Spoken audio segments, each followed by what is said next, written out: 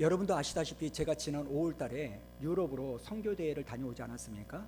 그 선교대회라는 이 기간 동안에 잠깐 시간이 나가지고 주변에 있는 도시를 좀 찾아간 적이 있습니다. 거기에 가서 뭘 봤냐면 그 당시 왕이 어떠한 모습으로 살았는지를 좀 구경할 수 있는 이 왕이 살았던 성을 제가 관광을 갔는데요. 거기에 가서 왕이 쓰던 물건, 장소, 뭐 이렇게 회의하던 곳, 도서관 이런 데들을 많이 둘러봤습니다. 그런데 제가 거기에서 좀 이해가 잘 되지 않는 하나가 있었는데 그게 뭐냐면 침실에 가보니까요, 왕이 자던 침대가 놓여져 있지 않겠습니까? 그런데 그 침대가 제가 보기에는 너무너무 작은 거예요. 한 1m 50도 안 되는 조그마한 침대가 왕의 침실에 놓여져 있는 거예요. 여러분 한번 생각해 보십시오. 한 1m 50 정도 되는 침대라면 보통 저 같은 사람이 누우려면요, 발이 침대 모서리를 넘어서는 거 아닙니까? 제가 이해가 안 되는 것은 아무리 그 당시 사람들이 좀 체구가 작다 한들 유럽인들인데 키가 분명히 저보다는 더 클 건데 왜 왕의 침대가 이렇게 작았나, 이게 이해가 안 되는 거예요. 그런데 가이드를 해주시는 분이요, 나중에 왕이 이런 침대를 만들어서 쓰는 이유를 설명을 하는데 제가 그 이야기를 듣고 이해가 된 겁니다. 왜 이렇게 만들었냐? 이유는 간단합니다. 그 당시 이 코펜하겐이라는 이 도시의 나라가 너무너무 힘이 약하니까 자꾸 이방 나라에 침략을 받는데, 특별히 바이킹, 유명한 해적 아닙니까? 심하다 때마다 쳐들어오는 거예요. 그러니까 그 쳐들어오는 이 부분 때문에 너무너무 두렵고 무서워서 누워서 자지 못하고요, 왕비하고 같이 쪼그려서 앉아가지고 잠을 잤다라는 겁니다. 제가 그 이야기를 듣고 너무 어이없어가지고 허탈하기도 했지만, 제가 그렇게 침대가 작은 이유를 알게 되니까 왕이라고 하는 그 사람이었지만 너무너무 불쌍하고 짠하게 보이는 이 모습이 생각이 드는 거예요. 그러면서 문득 떠올랐던 것이 뭐냐면, 여러분이 다 아시는 유홍중 교수라는 이분이 썼던 나의 문화유산 답사기라는 오래된 베스트셀러 책을 다 아실 겁니다. 이 책에 나오는 문구 하나가 제 머릿속에 떠올랐다는 거예요. 이 유홍중 교수는요, 미술사를 연구한 교수님 아닙니까? 그러니까 많은 사람들이 이 교수님을 볼 때마다 이런 질문을 많이 한다는 거예요. 어떤 질문이냐면, 교수님, 어떻게 하면 교수님처럼 이렇게 해박한 지식과 안목을 갖출 수 있습니까? 이런 질문을 받으니까, 그런 질문을 받을 때마다 교수님이 한 대답이 뭐냐면 이런 대답이었다는 거예요. 한번 들어보십시오. 인간은 아는 만큼 느낄 뿐이고 느낀 만큼만 보인다, 이렇게 말을 한다는 거예요. 여러분, 인간은 아는 만큼 느낄 뿐이고 느낀 만큼 보인다는 이것이 오늘 신앙생활하는 우리의 모습과 공통점이 있는 거 아닙니까? 저는 사실 모태신앙이 아니거든요. 안 믿는 집안에서 자라났고, 고등학교 때, 물론 주일학교 때 다니기는 했지만 고등학교 때 친구의 전도를 통해서 교회를 다니고 예수님을 믿게 되었습니다. 그런데 제가 교회를 다니고 보니까 우리 부모님 입장에서요, 집에 아무도 교회를 다니는 사람이 없는데 제가 교회를 다니니까요, 핍박 아닌 핍박을 부모님이 하시는 거예요. 예를 들면 특별히 아버지한테 좀 어려움을 많이 당했는데요, 항상 교회를 다녀보면 아버지가 저한테 화를 냈던 것이 뭐냐면, 야, 교회 다니면 밥이 나오냐, 떡이 나오냐, 돈이 나오냐, 이걸 가지고요 저를 엄청 뭐라 하셨어요. 그때는 너무 어리고 놀라가지고 아무런 말을 못했지만 지금 와서 생각해 보니까요, 교회를 다니니까요 돈이 나오더라고요. 밥이 나오더라고요. 무슨 말인지 이해가 되시죠? 목사가 되어가지고 교회에서 주는 사례비를 받고 살게 되는 거예요. 여러분, 그 당시 제 어린 마음에 이 이야기들이요 참 마음에 아픔이 되었습니다. 그리고 그래도 아버지는 아니지만 어머니는 저를 좀 이해해 주셨는데요, 한 번은요 저에게 이런 이야기를 하는 거예요. 그 당시에 집에 좀 어려운 일이 있었는가 봅니다. 어머니가 저에게 하시는 말씀이 뭐냐면, 야 홍수야, 집안에 종교가 둘이면 집에 어려움이 생긴다는데 지금 우리 집에 종교가 둘이니까 이런 어려움이 있는 거 아닐까? 이러면서요 이런 이야기를 할 때 참 제 마음이요 무거웠습니다. 물론 그 이후에 저희 어머니나 아버지도 교회를 다니게 되었고 예수를 믿고 구원 받으셨지만, 그러나 여러분 그 고등학교 시절에 사춘기 때 그런 여러 가지 어떤 상황 가운데서 예수를 믿는다는 그 이유 때문에 이런저런 이야기와 핍박과 어려움을 당할 때 마음이 참 힘들었습니다. 심지어는 저희 아버지가요, 제가 교회를 다닌다고 하니까요, 제 방에 있는 짐을, 옷 같은 것을요 다 들어가지고 아파트 복도 입고 있다가요 집어 던지는 그런 일까지 제가 경험을 했거든요. 근데 여러분, 제가 그때 그런 어려운 일들을 경험했음에도 불구하고, 그럼에도 불구하고 제가 예수님을 떠날 수 없었던 이유가 있었는데요, 이유는 딱 한 가지예요. 아주 간단합니다. 왜 제가 그런 어려움이 있어도, 반대가 있어도 예수 믿는 것을 포기하지 않았는지 아십니까? 제가요 예수님이 어떤 분인지를 알아버렸기 때문이라는 겁니다. 여러분, 제가 예수님이 어떤 분인 줄을 제가 알아버렸기 때문에 예수님을 떠날 수 없었다는 그 이유가, 아까 유홍준 교수가 말했던 인간은 아는 만큼 느낄 뿐이고 느낀 만큼만 보인다라는 이 말과 좀 일맥상통하지 않겠습니까? 만약에 제가 그때요 그냥 교회 다니는 이유가 여자 꽁무니만 쫓아다니기 위해서 교회를 다녔다면, 아마 저는요 아버지가 반대를 했을 때 그날로 교회 가는 것을 멈췄을 거예요. 그러나 예수님이 어떤 분인 줄 내가 만나고 나니까, 하나님을 내가 만나고 나니까 그분을 떠날 수가 없는 거예요. 지금도 세상은 예수 믿는 사람을 조롱하고 교회를 비난한다 할지라도, 세상 모든 사람들이 하나님을 조롱하고 비난한다 할지라도요, 저는 하나님을 부인할 수 없습니다. 왜요? 하나님이 어떤 분인 줄 내가 만나버렸기 때문에. 저는 이런 점에서 오늘 예배드리는 여러분도 예수님이 어떤 분인 줄을 알게 됨으로 말미암아 하나님을 만나는 복된 은혜가 있기를 주님의 이름으로 축원합니다. 자, 그렇다면 오늘 말씀에서 좀 나누기를 원하는 것은요, 그렇다면 어떻게 해야 우리가 하나님을 만날 수 있냐는 거예요. 여러분, 어떻게 해야 하나님을 만날 수 있을까요? 오늘 말씀에 보니까요, 하나님을 만나기를 사모하는 사람이 하나님을 만난다는 거예요. 하나님에 대한 사모함이 있어야 하나님을 만날 수 있다는 겁니다. 오늘 본문 사도행전 10장은요 고넬료와 그의 가정에 성령 하나님께서 임하는 사건이 기록되어져 있습니다. 우리가 읽지는 않았지만요, 베드로가 고넬료의 그 집에 도착해서 깜짝 놀라지 않습니까? 왜 놀랍니까? 집에 와봤더니 고넬료와 고넬료의 온 가족과 그리고 가까운 친구들이 모여서 기다리고 있는 거예요. 그리고 베드로가 고넬료의 집에 도착하자마자 고넬료가 베드로에게 어떤 행동을 하냐면 고넬료 앞에서 엎드려 절을 하고 있는 거예요. 여러분, 한번 생각해 보십시오. 지금 베드로는요 로마 제국이 다스리고 있는 식민지 땅 아닙니까? 식민 지배를 당하고 있는 유대인이 베드로예요. 그리고 고넬료는요 그런 식민지인 유대인을 다스리는 로마 군대의 백부장이라는 겁니다. 이 모습 하나만 가지고도요 지금 고넬료가 얼마나 사모하고 기다리고 있는지를 알 수가 있습니다. 그리고요 이 고넬료는요 베드로를 누구처럼 대하냐면 하나님처럼 대합니다. 자, 색깔 있는 것만 한번 읽어볼까요? 시작. 주께서 당신에게 명하시는 모든 것을 듣고자 하여 다 하나님 앞에 있나이다. 지금 베드로는요 고넬료 앞에 있습니다. 그 모습을 고넬료는 어떻게 보느냐? 하나님 보듯이 베드로를 보고 있는 거예요. 그래서 이 베드로가 이 모든 일을 보고서 이렇게 고백하지 않습니까? 내가 참으로 하나님은 사람의 애모를 보지 아니하시고 각 나라 중 하나님을 경외하며 의를 행하는 사람은 다 받으시는 줄 깨달았도다. 사랑하는 성도 여러분, 오늘 이 말씀이 저와 여러분에게 동일한 말씀이 될 줄로 믿습니다. 우리 하나님은요 자기를 사모하는 자를 분명히 알고 계십니다. 그리고 그런 사람을 결단코 외면하지 않으시는 분이라는 거예요.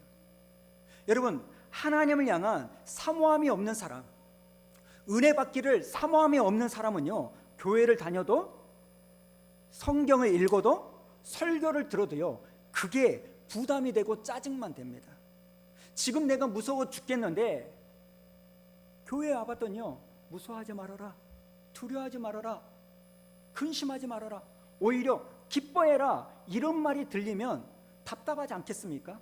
지금 내가 돈이 아까워 죽겠는데 베풀어라, 나누어라, 하나님께 드려라 이렇게 말하는 거예요.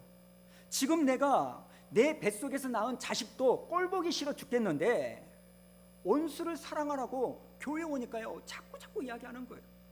자기를 저주했던 이 시므이를 용서했던 다윗을 본받아라.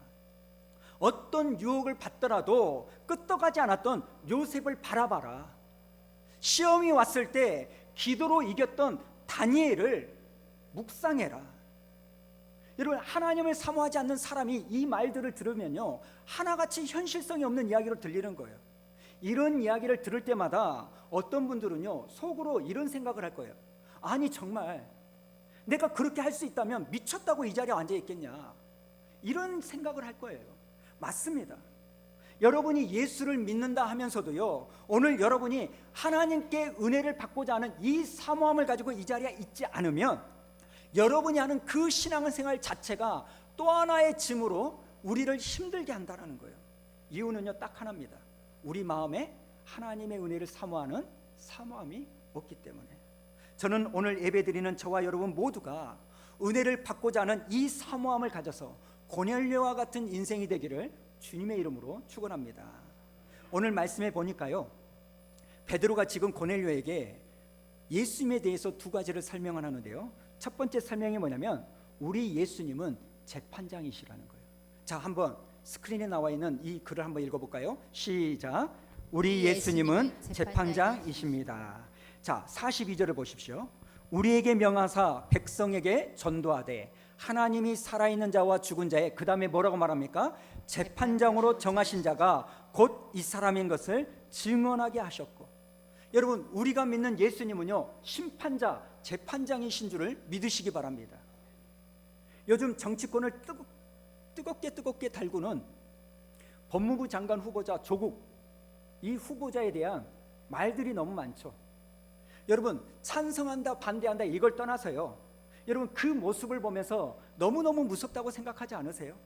어떻게 그렇게 과거에 있었던 모든 일들을 다 끄집어내는지 제가 보니까요 탈탈 털리지 않습니까? 앞으로 여러분들이요 여러분의 자녀들을 고위공직자로 좀 키우고 싶으면요 공부 잘하는 것만이 능사가 아니라 정말 인생 잘 살도록 만드셔야 되는 거예요.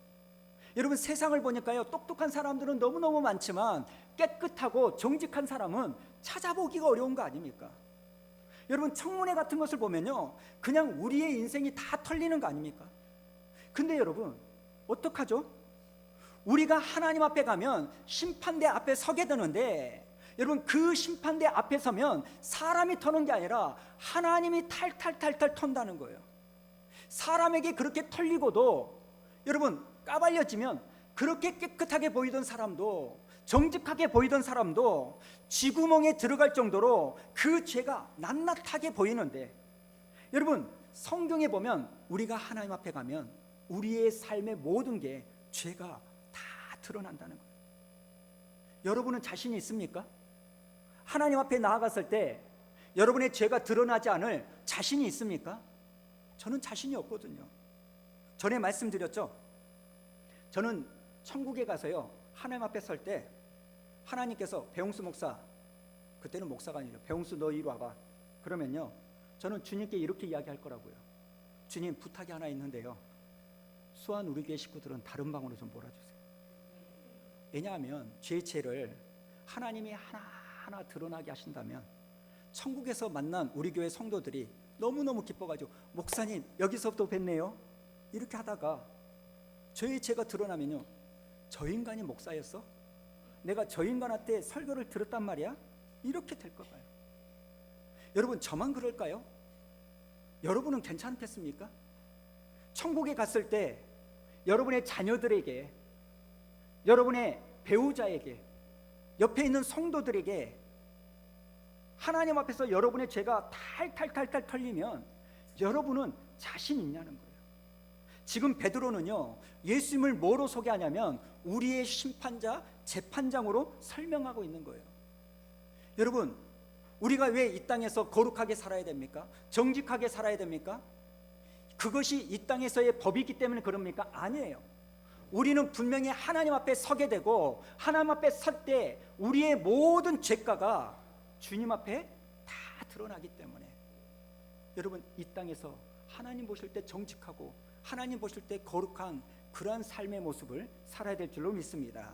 그런가 하면 두 번째, 베드로가 설명하는 예수님은 어떤 분이냐면 구원자이시라는 거예요. 자, 이것도 한번 읽어볼까요? 시작. 우리 예수님은 구원자이십니다.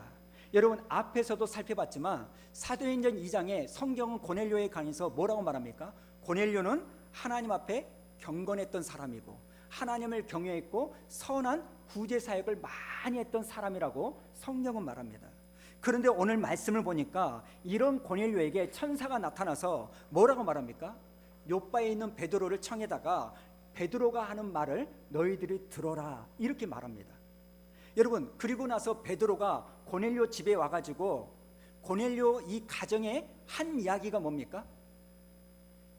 지금 세상은 무슨 흐름이고 어디에 투자를 해야 되고 어떻게 살아야 잘 살아야 되는가, 이런 이야기를 했나요? 아니요. 무슨 이야기 했습니까? 예수 그리스도 십자가의 복음을 말을 하더라는 거예요. 여러분, 이게 우리에게 주는 메시지가 뭘까요? 제가 전도를 하다 보면요, 많은 분들이 이런 이야기를 해요. 아니, 착하게 살면 되지, 정직하게 살면 되지, 왜 그렇다고 꼭 예수를 믿어야 되느냐, 이렇게 말하는 분들이 의외로 많습니다. 여러분, 우리가요 착하게 사는 것을 넘어서 반드시 예수를 믿어야 되는 이유가 여기에 있습니다. 여러분, 고넬료는요 정말 착하게 살았던 사람입니다. 하나님이 인정하실 정도예요. 그러나 그럼에도 불구하고 이런 고넬료에게 아직 부족한 한 가지가 있는데 그게 뭔지 아십니까? 43절에 나오는 말씀인데요. 자, 한번 읽어볼까요? 시작.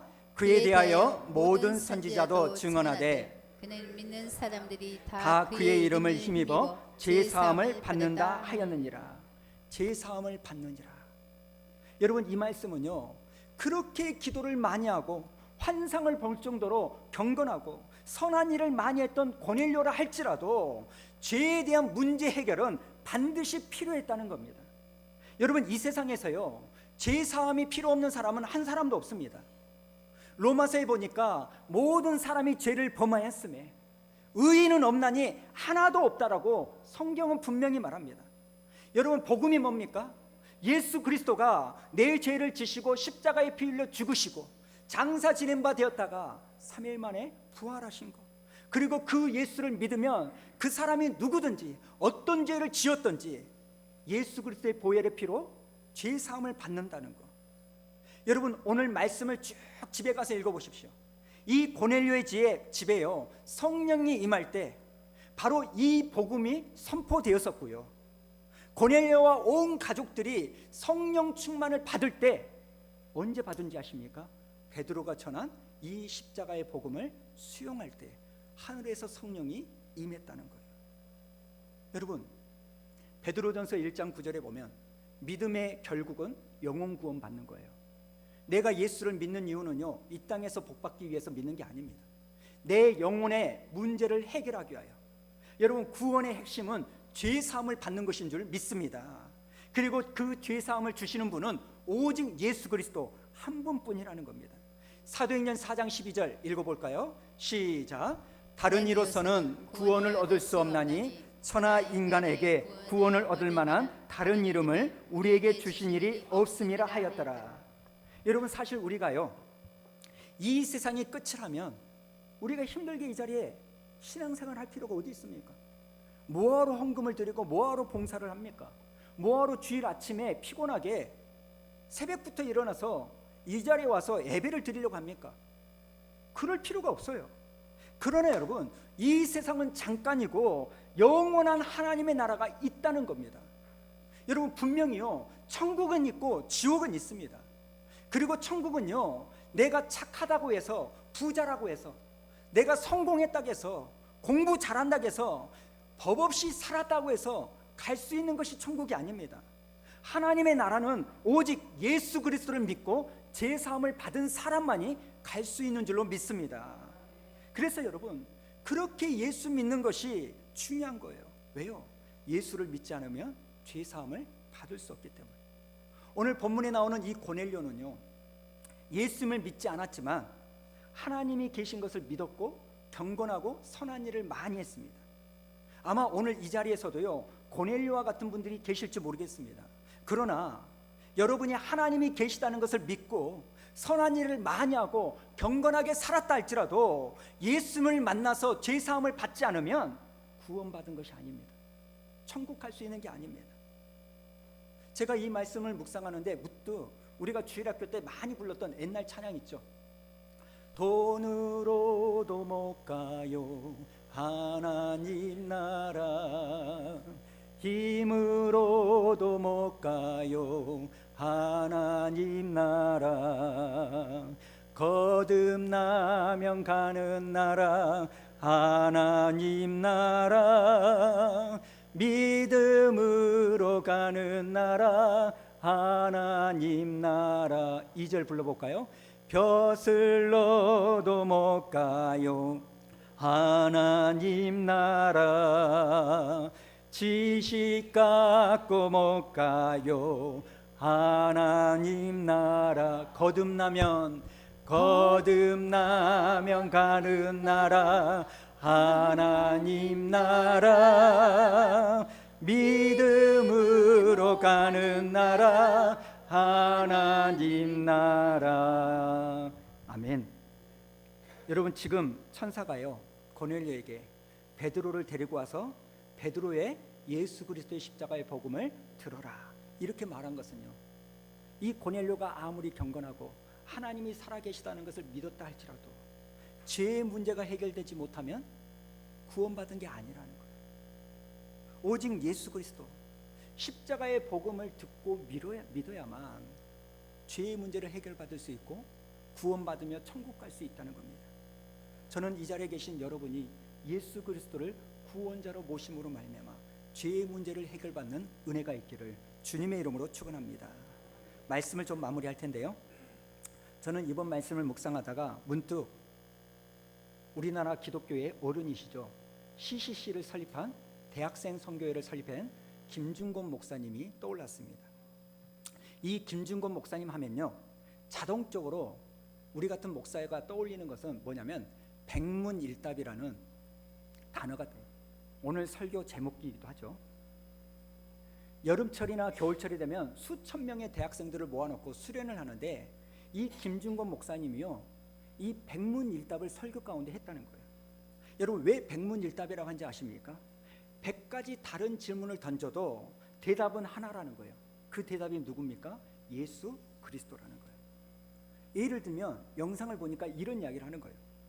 진리가 어디에 있습니까? 그러면요, 청년들이요, 예수 그리스도.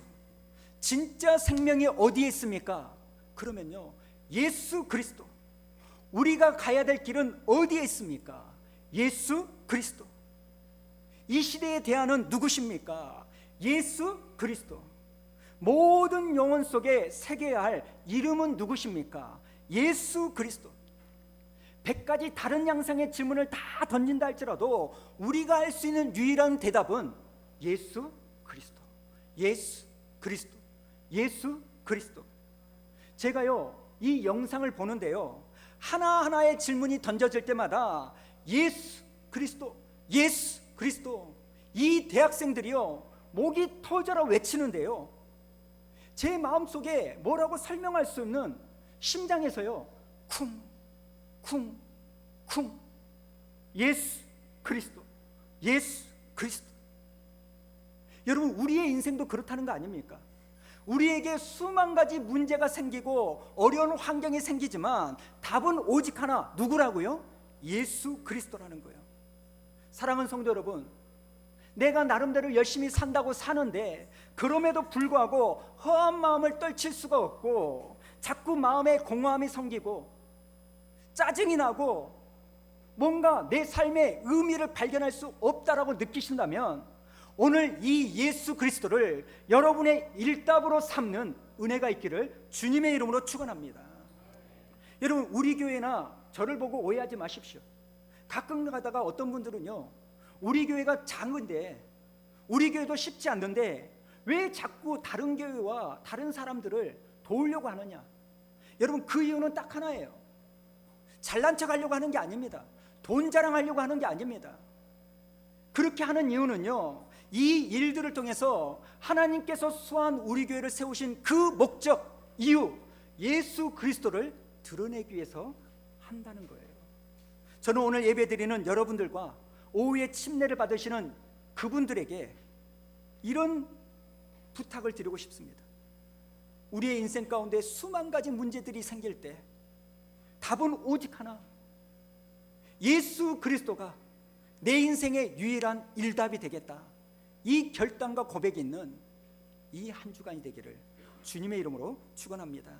예수는 그리스도, 예수는 주, 하나님의 영으로 경배드리리. 예수는 그리스도,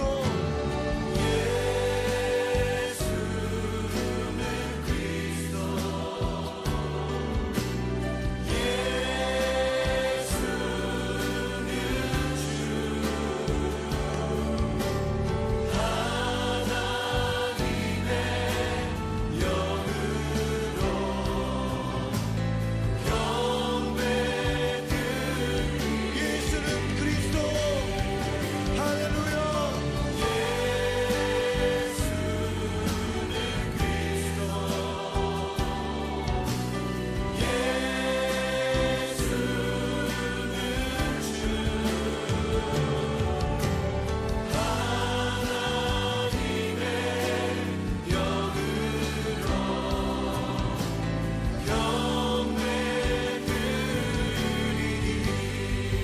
지존하신 주님 이름 앞에, 지존하신 주님 이름 앞에 모든 무릎 꿇고 다 경배해. 거룩하신 주님 보좌 앞에 엎드려 절하세. 예수는 그리스도,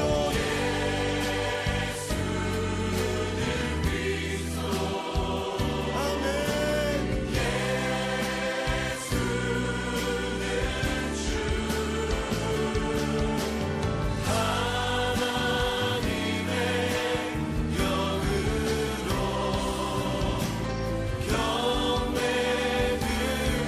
우리 다시 한번 믿음으로 선포합시다. 예수는 그리스도,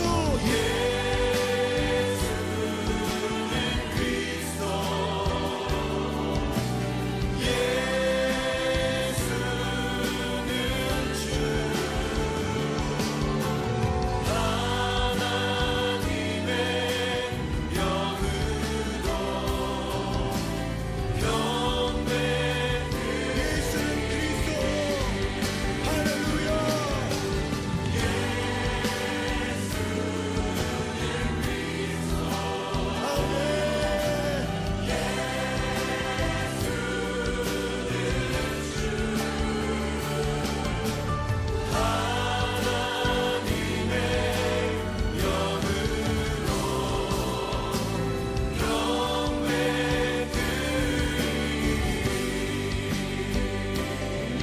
우리 계속해서 함께 좀 이 시간 기도할 때 예수가 우리의 그리스도신 것을 선포하시오. 그분이 우리 삶의 주인 되심을 선포하시오. 그분이 우리 삶을 다스리는 왕이신 것을 선포하시오. 우리 인생이 그분의 손 안에 있고 우리가 주님의 것을 것을 선포하며 합시다. 주님, 예수 그리스도는 우리 주님이십니다. 우리 왕 되십니다. 주님, 우리를 받으시옵소서. 할렐루야. 함께 기도하며 합시다. 오, 거룩하신 주님을 찬양합니다. 예수 그리스도의 보좌, 우리 삶의 무대로 가시옵소서. 우리의 삶의 주인 되시옵소서. 우리를 받으시옵소서. 우리가 주님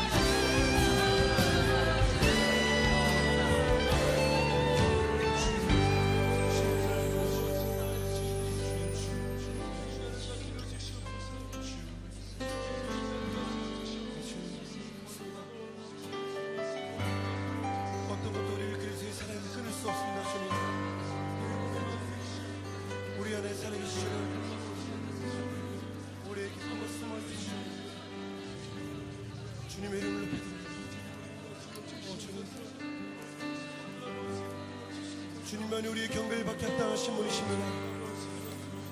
주님, 오 주님, 높이를 받치셨습니다.